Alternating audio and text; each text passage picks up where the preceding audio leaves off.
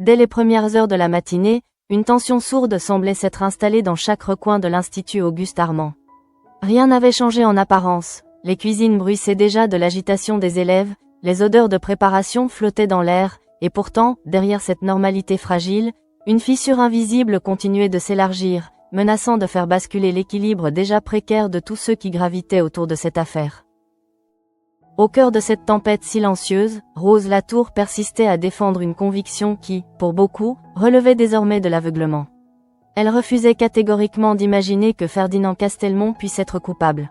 Non pas par naïveté, mais parce qu'elle voyait en lui quelque chose que les autres semblaient incapables de percevoir, une fragilité, une quête désespérée de reconnaissance, une faille plus proche de la détresse que de la violence. Dans son esprit, tout s'imbriquait différemment. Ferdinand n'était pas un agresseur, encore moins un homme capable de préméditer un geste aussi extrême. Il était ce garçon écrasé par le poids d'un héritage trop lourd, celui d'un père exigeant, d'un nom qu'il ne parvenait jamais à honorer, d'un regard extérieur constamment prêt à le juger.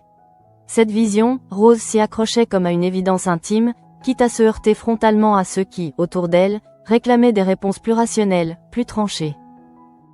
Face à elle, Marc Leroy incarnait précisément cette logique implacable. Pour lui, les faits ne laissaient que peu de place au doute. Trop d'indices convergeaient, trop de comportements suspects entouraient Ferdinand. L'idée de prévenir la police ne relevait pas d'une impulsion, mais d'une nécessité. Pourtant, il se heurtait à un mur, à cette volonté farouche de Rose de maintenir le calme, de préserver coûte que coûte la tenue des examens, comme si tout devait continuer malgré la menace. Ce décalage entre leurs perceptions creusait un fossé dangereux. Car plus Rose s'obstinait, plus Marc s'endurcissait. Et dans cet affrontement silencieux, une autre figure se trouvait prise au piège, sans vraiment le vouloir. Emmanuel Tessier, lui-même tiraillé entre l'exigence de maintenir l'ordre et la nécessité de ne pas perturber un concours crucial pour la réputation de l'Institut. La présence d'une chef aussi prestigieuse que Anne-Sophie Pic rendait la situation encore plus délicate, imposant une pression supplémentaire, presque étouffante. Pendant ce temps, ailleurs dans l'Institut, la tension prenait une forme plus brutale, plus directe. Jim Leroy, incapable de contenir sa colère, franchissait une limite que peu avaient osé dépasser jusque-là. Devant Léonard Sébat, il prononçait clairement ce que beaucoup murmuraient encore, Ferdinand avait tenté de tuer Rose. Ces mots, une fois lâchés, ne pouvaient plus être repris. Ils s'imposaient, lourds de conséquences, comme une vérité brutale qui se propageait à travers les couloirs, contaminant les esprits. Léonard, jusque-là hésitant, se retrouvait soudain confronté à une réalité qu'il ne pouvait plus ignorer. Le doute s'insinuait en lui, lentement mais sûrement, fissurant la confiance qu'il pouvait encore accorder à Ferdinand. Pour ce dernier, l'impact était immédiat. Il le ressentait dans chaque regard évité, dans chaque silence gêné, dans chaque geste qui trahissait une méfiance désormais impossible à masquer. L'isolement ne venait pas d'un rejet frontal, mais d'une accumulation de signes subtils, presque imperceptibles, qui, mis bout à bout, formaient une barrière infranchissable. C'est dans cet état de fragilité extrême qu'il se retrouva, un peu plus tard, au coffee shop de Gaëtan Rivière. L'endroit, habituellement animé et chaleureux, semblait ce jour-là étrangement distant. Ferdinand s'installa sans vraiment regarder autour de lui, comme s'il cherchait à se couper du monde, à s'extraire d'une réalité devenue trop lourde à porter. Le premier verre de Bourbon arriva rapidement, puis un deuxième, et un troisième. Chaque gorgée n'était pas tant une recherche de plaisir qu'une tentative désespérée d'étouffer le tumulte intérieur qui le submergeait. Car derrière l'alcool, il y avait cette pensée obsédante. Quoi qu'il fasse, quoi qu'il dise, il resterait toujours celui que l'on soupçonne, celui que l'on désigne, celui que l'on condamne avant même d'avoir écouté sa version. Dans son esprit, les souvenirs affluaient, mêlant frustration et lassitude. Il avait essayé de changer, de se montrer à la hauteur, de prouver qu'il pouvait être autre chose que l'image que les autres avaient de lui. Mais à chaque tentative, le résultat semblait identique, un retour brutal à cette étiquette de mauvais, de dangereux, comme si son destin était déjà écrit, figé, immuable. Gaëtan, observant la scène avec inquiétude, comprit rapidement que la situation lui échappait. Il connaissait ce type de dérive, ce moment précis où l'alcool cessait d'être un refuge pour devenir un accélérateur de chute. Sans hésiter, il prit l'initiative d'appeler Billy Couder, espérant que sa présence pourrait contenir ce qui menaçait de s'effondrer complètement. Lorsque Billy arriva, elle trouva Ferdinand dans un état qui la bouleversa. Il n'était plus simplement en colère ou sur la défensive. Il était brisé. Ses paroles, confuses, cherchaient désespérément à s'accrocher à une forme de vérité, à une reconnaissance qui ne venait pas. Il répétait qu'il n'avait rien fait, que tout cela était injuste, que personne ne voulait l'entendre.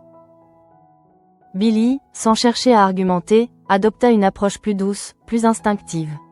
Elle comprit que ce dont Ferdinand avait besoin, à cet instant précis, n'était pas d'être convaincant, mais d'être cru, ne serait-ce qu'un instant.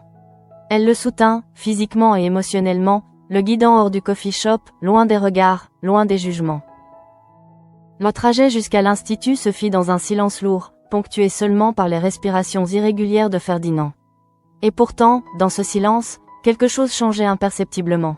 Une faille s'ouvrait, non pas vers la vérité, mais vers une compréhension plus profonde de ce qu'il traversait réellement.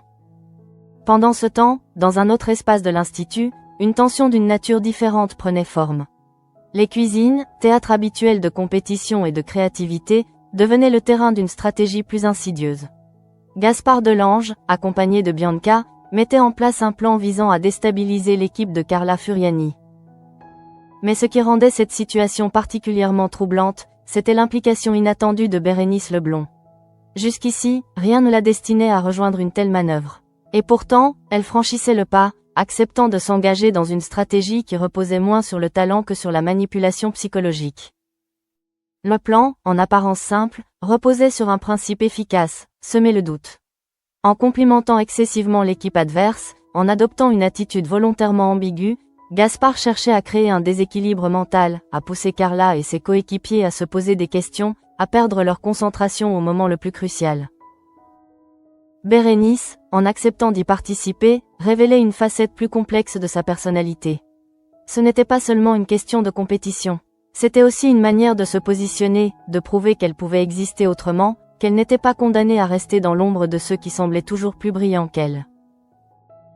Dans cette atmosphère chargée, les regards, les silences, les non-dits prenaient une importance démesurée. Chaque geste devenait suspect, chaque parole potentiellement stratégique. Et au milieu de cette tension, personne ne réalisait encore que la véritable menace ne se trouvait peut-être pas là où tous les regards étaient tournés. Car ailleurs, dans un espace plus discret, une autre prise de conscience était en train de naître. Une prise de conscience qui allait, à elle seule, bouleverser toute la lecture des événements récents. Et cette prise de conscience portait un nom, Colline Morel. Dans les marges invisibles de l'agitation quotidienne de l'Institut, une tension plus intime, plus insidieuse, s'installait progressivement en Colline Morel, loin du tumulte qui accaparait l'attention générale autour de l'affaire Ferdinand. Rien, au premier regard, ne permettait de soupçonner l'ampleur de ce qu'elle traversait, car tout s'était construit lentement, presque silencieusement, à travers une succession de détails que l'on aurait pu juger anodins s'ils n'avaient pas fini par dessiner une cohérence troublante. Tout avait commencé par des messages, d'abord rares, imprécis, apparaissant à des moments aléatoires, comme des intrusions sans importance dans le flux ordinaire de ses journées. Colline avait tenté de les reléguer au rang de nuisances numériques, persuadée qu'il n'était que le reflet de cette hostilité diffuse qui circule souvent sans jamais réellement atteindre sa cible. Pourtant, au fil du temps, leur nature s'était transformée, gagnant en précision, en régularité, en pertinence, jusqu'à franchir une frontière invisible, celle qui sépare le simple dérangement de la véritable intrusion. Ces messages semblaient désormais observer, comprendre, anticiper. Ils évoquaient des éléments concrets de son quotidien, des habitudes, des déplacements, des moments précis qui ne pouvaient être connus que par quelqu'un ayant accès, d'une manière ou d'une autre, à son environnement réel. Cette impression d'être suivie, analysée, devint progressivement impossible à ignorer, installant en elle un malaise constant, une vigilance de chaque instant qui transformait la moindre routine en terrain incertain. C'est dans ce contexte que la réflexion autour de l'accident prit une tournure inattendue. En revisitant mentalement les événements, en repassant chaque détail avec une précision presque obsessionnelle, Colline fut frappée par une incohérence persistante, une dissonance qu'elle n'avait jusque-là jamais réellement formulée. L'idée que Rose ait été la cible principale ne correspondait plus à ce qu'elle ressentait désormais avec une intensité croissante. Quelque chose ne collait pas, comme si la lecture collective des faits reposait sur une interprétation incomplète, voire erronée.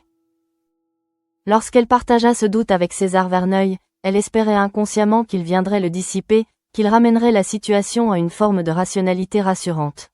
Mais l'effet fut inverse. César, loin de minimiser cette intuition, en reconnut immédiatement la logique et l'amplifia, mettant des mots sur ce qui n'était encore qu'un pressentiment diffus.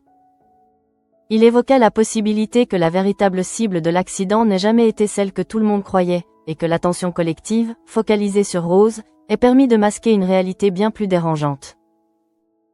À partir de cet instant, la perception de Colleen bascula. Ce qui relevait encore de l'hypothèse prit la forme d'une évidence intérieure difficile à contenir. Elle sentit son rapport au monde immédiat se modifier, comme si chaque élément de son environnement se chargeait soudain d'une signification nouvelle. Les regards devenaient équivoques, les silences suspects, les gestes anodins porteurs d'une ambiguïté insupportable. Son téléphone, en particulier, cessait d'être un simple objet pour devenir le point de convergence d'une menace invisible, chaque vibration résonnant comme un signal d'alerte impossible à ignorer. Dans cette montée progressive de tension, un moment charnière s'imposa, presque inévitable. Se retrouvant seule, après le départ d'Angèle Licetti et de Bakary, Colleen prit conscience que l'attente n'était plus une option viable. L'accumulation de peur, d'incertitude et de non-dit avait atteint un seuil critique, transformant l'angoisse en nécessité d'action. Il ne s'agissait plus de comprendre passivement, mais de confronter directement ce qui, jusqu'alors, s'était dérobé. Lorsque son téléphone vibra à nouveau, elle ne détourna pas les yeux comme elle l'avait fait tant de fois auparavant. Elle observa l'écran avec une attention extrême, comme si cet instant contenait à lui seul la possibilité d'une vérité qu'elle n'était pas certaine de vouloir entendre, mais qu'elle ne pouvait plus éviter. Le geste de rappeler ne fut ni impulsif ni hésitant, mais au contraire chargé d'une détermination silencieuse, presque mécanique, dictée par la nécessité d'aller au bout de ce qu'elle pressentait.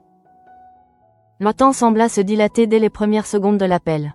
L'attente d'une réponse transforma l'espace en une suspension irréelle, où chaque battement de cœur devenait perceptible, amplifié par la tension accumulée. Lorsqu'une voix finit par émerger, indistincte, difficile à identifier, Colleen ressentit immédiatement la gravité de la situation. Elle n'était plus face à une abstraction, mais à une présence, à une réalité concrète qui donnait soudain corps à toutes ses craintes. Plutôt que de s'abandonner à la peur, elle la canalisa en une forme de lucidité brutale. Les mots qu'elle prononça ne furent pas ceux d'une victime hésitante, mais d'une personne qui, ayant rassemblé suffisamment d'indices, choisissait d'assumer une accusation directe. Elle évoqua l'accident, l'attente hypoxique, les circonstances qui, mises en perspective, formaient désormais un enchaînement cohérent. Ce qu'elle cherchait n'était pas une explication, mais une réaction capable de confirmer ou d'infirmer ce qu'elle avait compris. Dans cet échange tendu, chaque silence prenait une valeur équivalente à une réponse. L'absence de démenti clair, la moindre hésitation, la tonalité même de la voix devenaient des éléments d'analyse, renforçant progressivement l'intuition initiale. Colleen se trouvait à un point de bascule, où la frontière entre supposition et certitude commençait à s'effacer. En franchissant cette étape, elle venait d'engager un processus irréversible. La confrontation ne marquait pas une fin, mais un commencement, celui d'une plongée dans une réalité plus complexe et plus dangereuse que tout ce qu'elle avait imaginé. Elle comprenait désormais que l'affaire dépassait largement le cadre d'un simple harcèlement ou d'un accident isolé, et que ce qu'elle avait déclenché risquait d'avoir des répercussions qu'elle ne maîtrisait pas encore. Dans le même temps, l'Institut continuait de fonctionner selon une logique qui ignorait encore l'ampleur de ce qui se jouait en parallèle. L'attention collective restait focalisée sur Ferdinand Castelmont, dont la chute progressive alimentait les conversations, les jugements et les prises de position. Cette focalisation, en apparence légitime, contribuait paradoxalement à détourner les regards de la véritable menace, laissant à celle-ci l'espace nécessaire pour évoluer dans l'ombre. Ainsi, tandis que Ferdinand devenait le centre visible de la crise, Colleen s'approchait, presque seule, d'une vérité plus enfouie, plus difficile à appréhender, mais potentiellement bien plus inquiétante. Elle avançait sans certitude absolue, guidée par une intuition devenue trop précise pour être ignorée, consciente que chaque pas la rapprochait d'une révélation dont elle ne mesurait pas encore toutes les conséquences. Et dans cette progression silencieuse, une chose s'imposait déjà avec une clarté troublante. Ce qu'elle avait découvert ne pourrait plus être contenu, et ce qui allait suivre risquait de bouleverser bien plus que son propre destin. Alors que la vérité commençait à se déplacer imperceptiblement vers Colleen Morel, une autre chute, plus visible mais tout aussi brutale, se poursuivait au sein de l'Institut, entraînant dans son sillage un déséquilibre général que plus personne ne parvenait réellement à contenir. Cette chute portait un nom déjà sur toutes les lèvres, même lorsque certains tentaient encore de le prononcer avec prudence, Ferdinand Castelmont. Depuis l'instant où les accusations avaient cessé d'être murmurées pour devenir explicites, Ferdinand n'évoluait plus dans le même espace que les autres. Il continuait à traverser les couloirs, à fréquenter les mêmes lieux, mais quelque chose s'était irrémédiablement rompu dans la manière dont il était perçu. Les regards ne s'accrochaient plus à lui de la même façon, les silences devenaient plus lourds, et chaque interaction semblait désormais chargée d'un sous-entendu que personne n'osait formuler directement. Cette transformation progressive de son environnement social agissait comme un étau invisible, resserrant lentement mais sûrement la pression qui pesait déjà sur lui. Là où il aurait autrefois cherché à se défendre, à argumenter, à convaincre, il se retrouvait désormais face à une réalité bien plus insidieuse, celle d'une condamnation implicite, où la nécessité même de prouver son innocence devenait suspecte. Dans cet état de fragilité extrême, Ferdinand oscillait entre deux mouvements contradictoires. D'un côté, une volonté persistante de se raccrocher à ce qu'il considérait comme sa vérité, à cette certitude intime de ne pas être celui que les autres décrivaient. De l'autre, une fatigue croissante, presque physique, face à l'impossibilité de faire entendre cette vérité dans un contexte où tout semblait jouer contre lui. Ce conflit intérieur, loin de se résoudre, s'intensifiait à mesure que l'isolement s'accentuait. La présence de Billy Cooder, bien qu'essentielle, ne suffisait pas à inverser cette dynamique. Elle représentait un point d'ancrage, une forme de soutien qui empêchait l'effondrement total, mais elle ne pouvait pas effacer le poids du regard collectif. Ferdinand percevait, même dans les gestes les plus bienveillants, cette distance qui s'était installée entre lui et le reste du monde, comme si sa situation l'avait placé dans une zone à part, difficile à atteindre, encore plus difficile à comprendre. Pendant ce temps, dans un registre totalement différent mais tout aussi tendu, les cuisines devenaient le théâtre d'une stratégie dont les implications dépassaient largement le simple cadre de la compétition académique. Gaspard Delange, accompagné de Bianca, poursuivait méthodiquement la mise en place d'un plan fondé non pas sur la supériorité technique, mais sur une compréhension fine des mécanismes psychologiques à l'œuvre chez leurs adversaires. L'objectif n'était pas de battre directement l'équipe de Carla Furiani, mais de provoquer un déséquilibre interne suffisamment fort pour compromettre leur performance au moment décisif. Cette approche, en apparence subtile, reposait sur une idée simple: dans un environnement aussi exigeant que celui des examens, la moindre perturbation mentale pouvait avoir des conséquences disproportionnées. Ce qui rendait cette stratégie particulièrement efficace résidait dans son caractère indirect. Plutôt que de s'opposer frontalement, Gaspard choisissait de désarçonner, d'instiller le doute, de créer une incohérence entre ce que l'équipe adverse percevait et ce qu'elle pouvait interpréter. Les compliments, inhabituels dans ce contexte de rivalité, devenaient des outils de déstabilisation, poussant Carla et ses coéquipiers à remettre en question leur propre perception de la situation. Dans ce jeu d'influence, l'implication de Bérénice Leblond prenait une dimension particulière. Son choix de rejoindre cette stratégie ne relevait pas uniquement d'une logique opportuniste, mais traduisait une évolution plus profonde dans son positionnement au sein de l'Institut. En acceptant de participer à un plan reposant sur la manipulation, elle franchissait une frontière symbolique, s'éloignant d'une posture passive pour adopter une approche plus offensive, plus risquée.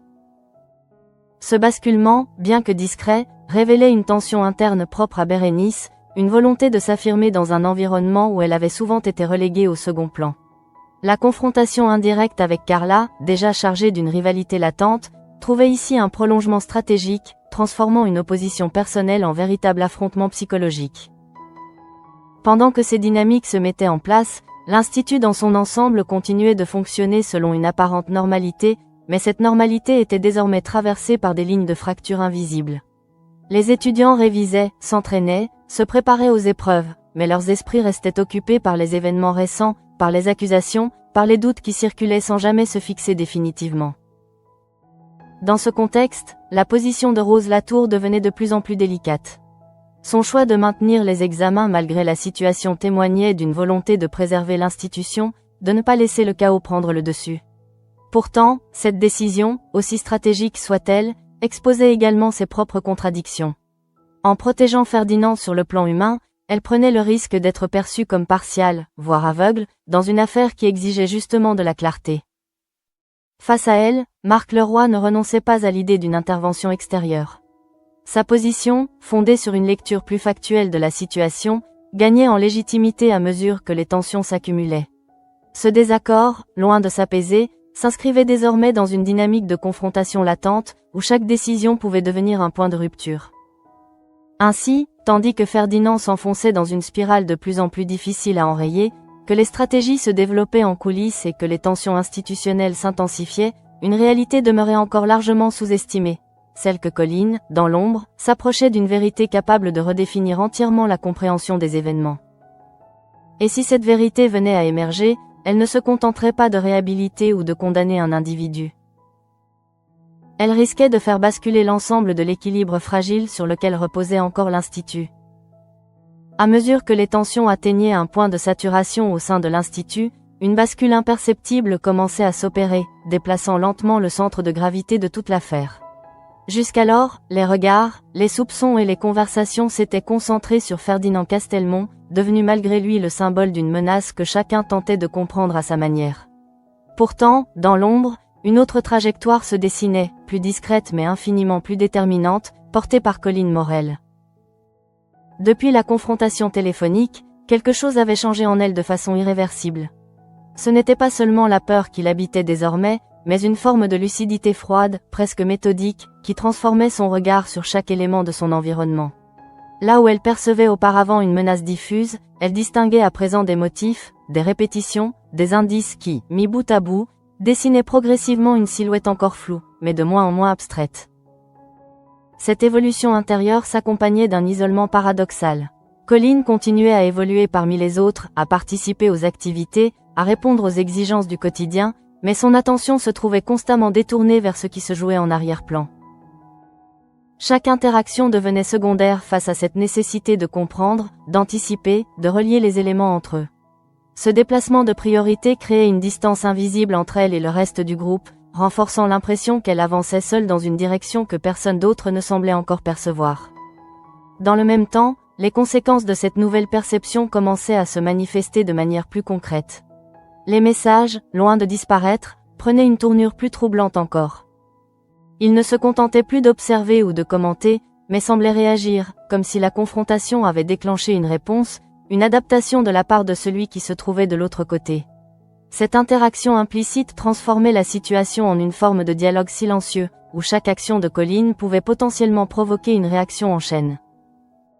Ce jeu dangereux, dont elle ne maîtrisait pas toutes les règles, accentuait la pression qui pesait sur elle, tout en renforçant sa détermination à aller jusqu'au bout. Car renoncer à ce stade aurait signifié accepter une position de vulnérabilité permanente, une idée qu'elle ne pouvait plus tolérer après avoir entrevu la possibilité d'une vérité.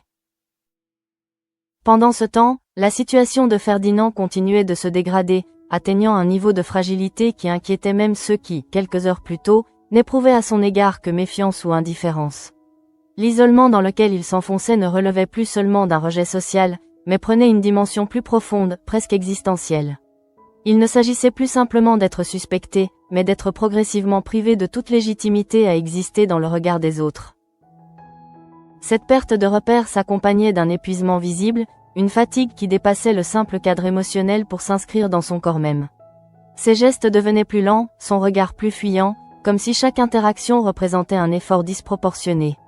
La spirale dans laquelle il se trouvait engagé ne laissait que peu de place à une remontée spontanée, renforçant l'impression d'une chute inéluctable. La présence de Billy Couder restait l'un des rares éléments capables de contenir partiellement cet effondrement. Toutefois, même ce soutien montrait ses limites face à l'ampleur de la situation. Ferdinand ne cherchait plus réellement à convaincre, ni même à se défendre avec la même énergie qu'auparavant. Une forme de résignation s'installait, dangereuse, car elle ouvrait la voie à une acceptation implicite du rôle que les autres lui attribuaient. Ce glissement psychologique, bien que subtil, marquait une étape critique. Car à partir du moment où la perception extérieure commence à être intégrée comme une réalité intérieure, la frontière entre accusation et culpabilité devient floue, même pour celui qui en est victime. Dans les cuisines, les effets du plan orchestré par Gaspard Delange et Bianca commençaient à produire les résultats escomptés, révélant toute l'efficacité d'une stratégie fondée sur la déstabilisation mentale plutôt que sur l'affrontement direct. L'équipe de Carla Furiani, pourtant habituée à la pression, montrait des signes de perturbation inhabituels. Les certitudes vacillaient, les automatismes perdaient de leur fluidité, et une forme de doute s'insinuait là où la confiance aurait dû dominer. Dans ce contexte, le rôle de Bérénice Leblond devenait de plus en plus ambigu. Son implication dans cette stratégie la plaçait dans une position délicate, à mi-chemin entre loyauté et opportunisme.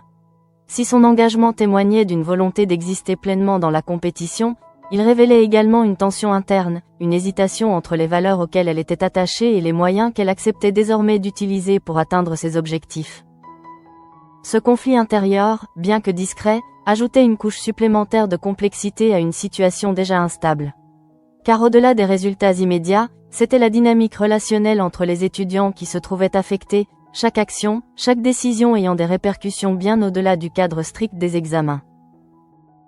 Au sommet de cette accumulation de tensions, la position de Rose Latour devenait de plus en plus difficile à tenir.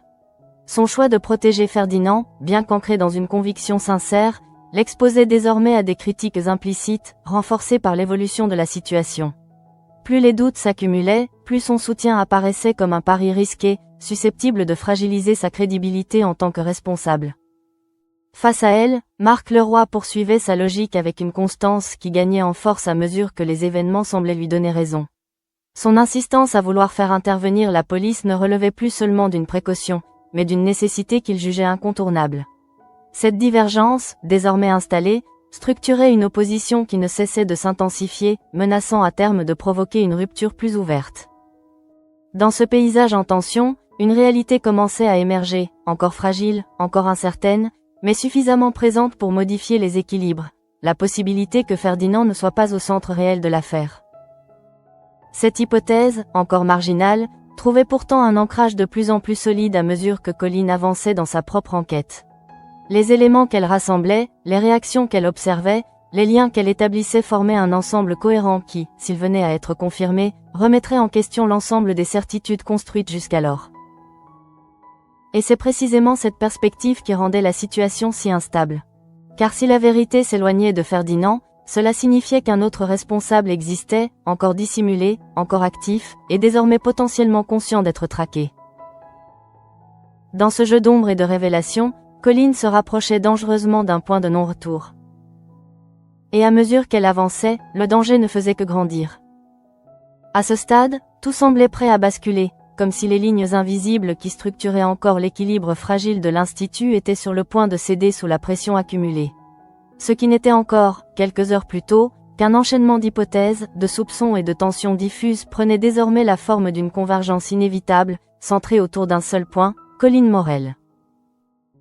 Sa progression vers la vérité n'avait rien de spectaculaire, mais elle s'était imposée avec une constance implacable, nourrie par une accumulation d'indices et de réactions qui, ensemble, formaient une cohérence difficile à contester. Ce n'était plus une intuition isolée, mais une construction mentale solide, structurée, qui résistait désormais à toute tentative de rationalisation alternative.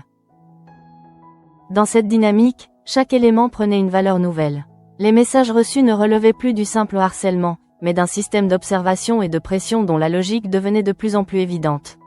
Les silences lors de la confrontation téléphonique, les inflexions de voix, les hésitations perceptibles constituaient autant de signaux qui, analysés avec recul, confirmaient ce qu'elle pressentait depuis le début, elle n'avait jamais été un dommage collatéral.